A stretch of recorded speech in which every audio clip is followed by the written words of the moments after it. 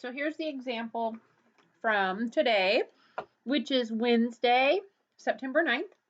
And I'm going to rework it because we had a question in class about whether dot product you used absolute value for the magnitude or not.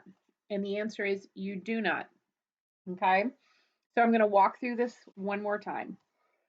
If the tension in cable CD is 675 pounds, determine the magnitude of the projection of T along line CO. Okay, so I have this vector, and it is running from C to D. Okay, so it is a force vector running from C to D. It's going to have the tension in that cable times the unit vector from C to D. And again, I told you today, I'm used to use, the book uses ends, okay? And how do we find a unit vector? We take the position from C to D divided by the magnitude, okay? So I want to find, what I'm looking for is the projection onto line CO. And line CO runs from C to point O. I need to find the unit vector from C to O, okay? So that I can take my dot product of F dot in, and I can get the magnitude of F on in, okay? So step one, I need to write a force vector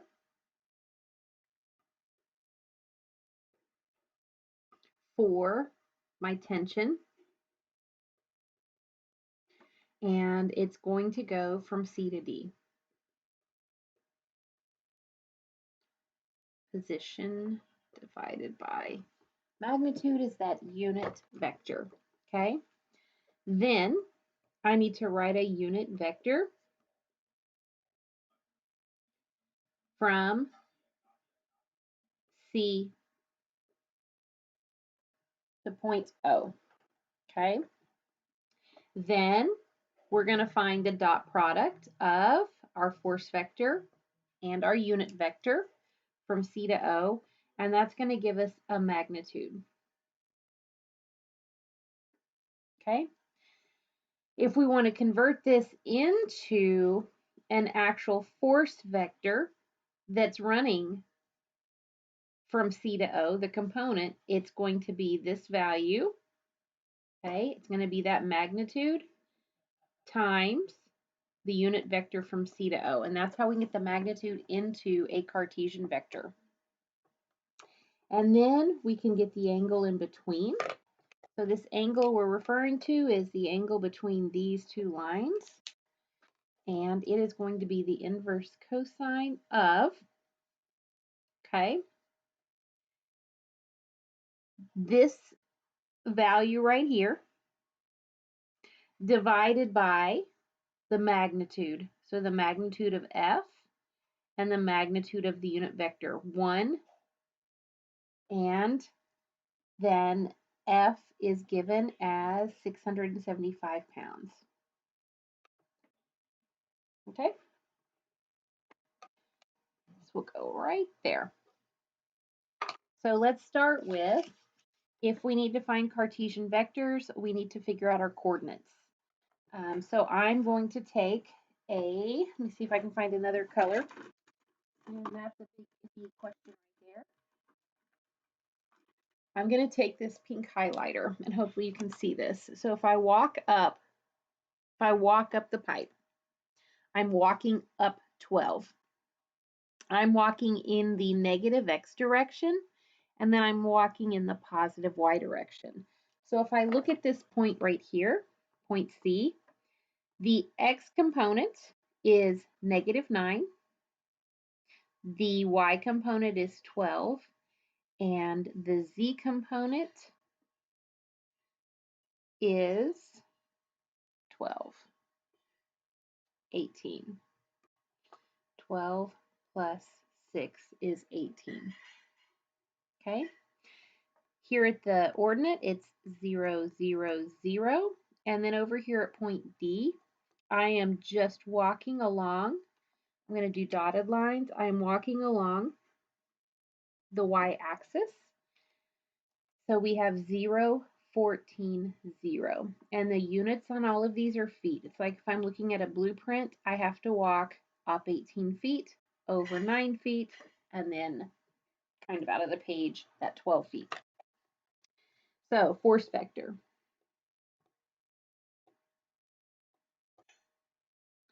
Force vector is force times the unit vector from C to D. And that unit vector is the position from C to D divided by the magnitude from C to D.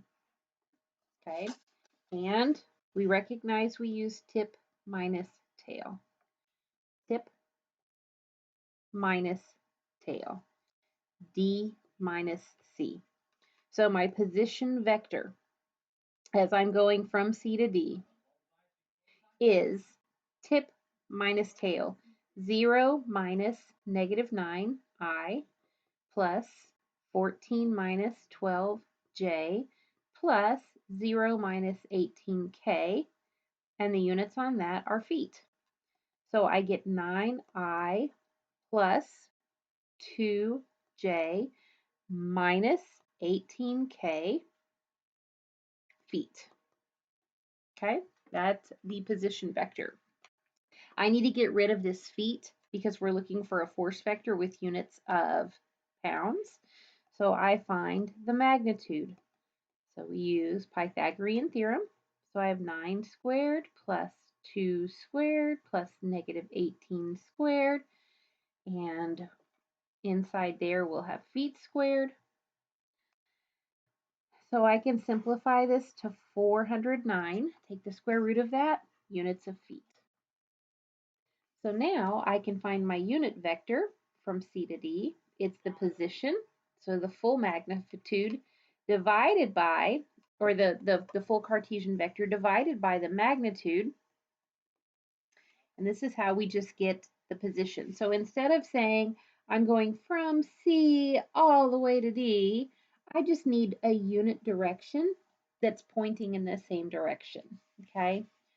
So I have 9 divided by the square root of 409i plus 2 409j minus 18 409k. We had feet on the top for position, feet on the bottom for magnitude. They cross out, so we are indeed unitless. And now, to get that Cartesian vector, I'm going to take 675 pounds times 9 divided by the square root of 409i plus 2 over 409j minus 18 over 409k. And again, that's unitless. So when I multiply 675 times 9 divided by the square root of 409, I'm going to simplify our math.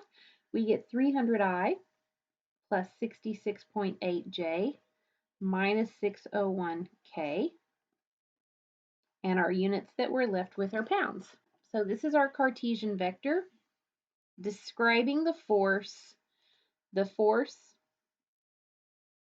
from C to D.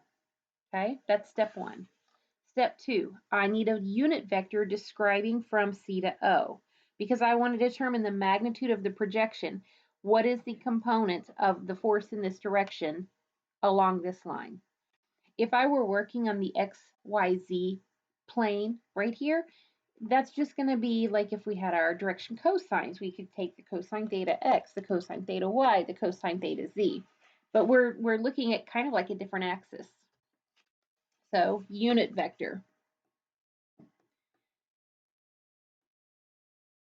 So unit vector from C to O. And a unit vector comes from the position vector divided by the magnitude of that position. Okay? And it's important to note that it's the line going from C to O. So when we're looking at this, it is specifically going from C to O. It's going to make a difference in signage. It is not going from O to C. So I start with position from C to O. And I go back and look at my coordinates. So I have 0 minus negative 9I plus 0 minus 12j plus 0 minus 18k. And the units on that right now are feet. I need to find the magnitude. So we use Pythagorean theorem. I have 9 squared plus negative 12 squared plus negative 18 squared. And I get the square root of 549 feet. Okay, so we need to now take the Cartesian vector and we need to divide it by the magnitude to get our unit vector telling us the direction from C to O. And again, it's instead of doing the whole vector line, it's like I'm just pointing. I need you to go to that way, that way.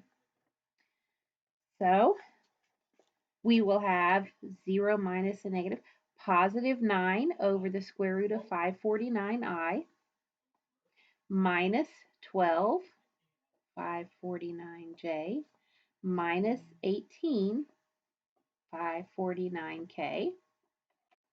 And if we look at units, we have feet, they go away. So we are clearly left with a unitless vector. Okay. So now I have my unit vector from C to O. I have my force vector from C to D. Dot product. I'm going to set up my Cartesian vector. So I have 300I plus 66.8j minus 601k pounds dot unit vector. 9 over the square root of 549I minus 12 over 549j minus 18 over 549k. Unitless, so we're going to be left with pounds, which is what we were wanting because we're looking at a force vector, the components. So when we do a dot product, we are going to take the x times the x. When I take I times I, that's 1, so it kind of goes away.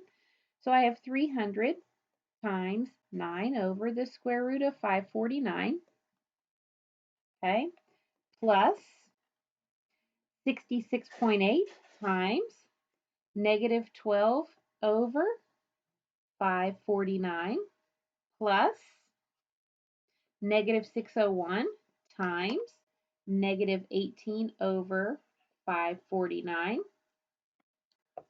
And when we look at our units at the end, we're going to be left with feet. And the way this is set up, it's becoming the magnitude, which is what happens with the dot product.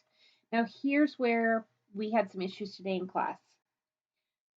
It was brought up that a lot of times with the dot product, because you're looking at a magnitude, that you are taking the absolute value of your numbers, and we don't.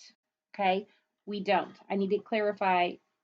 We do not use absolute values. So this is the step that we kind of had a disagreement in class. And we don't. You need to take note of your negatives. So let's start here. I have 300 times 9 divided by the square root of that mess, and I get 115.23. Okay, minus, because I'm going to have that negative in there, okay, 66.8 times 12 divided by the square root of 549 minus 34.21. Negative times negative is positive. 601. 18 times 549 square root divided by 461.7.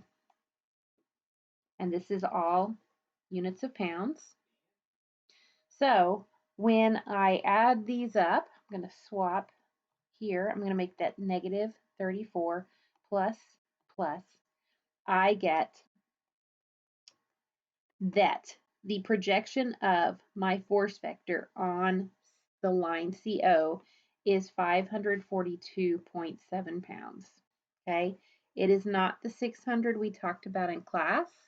Okay, we do not take the absolute value. Okay, so we now have the magnitude. How do I make this back into a Cartesian vector? I'm going to take the magnitude along CO times the unit vector that's describing. And again, I need to call that an N. Okay, I call it a U for unit. The book calls it N for unit, I guess. I have no idea. So we can take that 542.7 pounds, and we're going to go back up and find our unit vector describing C to O. And we have 9 over the square root of 549I minus 12 over the square root of 549J minus 18 over the square root of 549K. And again, that's unitless. So when we multiply this out, what we're going to do is just take 542.7. We're going to go ahead and pull out this 549 square root, divide it, so that I get 23.16, and then I'm going to multiply that by each of those. So I have 9 times, so I've got 208.46I, okay, 12 times minus 277.94J minus 416.91K. And this would be the Cartesian vector of my force along the C to O axis. Okay, the next question was the cosine theta. So if I want to find theta, it's the inverse cosine, and it's F dot U divided by magnitude of F, magnitude of unit. Well, we found this magnitude right up here. So I have the inverse cosine of 542.7 pounds divided by, okay, the original magnitude of my force vector is 675 pounds, and the magnitude of my unit vector is 1. So I get the inverse cosine of 542.7 divided by 675. 542.7, 675 divided by inverse cosine, and I get 36.5 degrees. So that would be the angle between. And again, we had that different value in class because I ended up calling this the absolute value, and we do not do that. No absolute value. Just do straight math. So here's the solution for class today. If you missed class, you can go back and look at the PowerPoint presentation. There's also an example that we walk through these same steps, but this is the setup.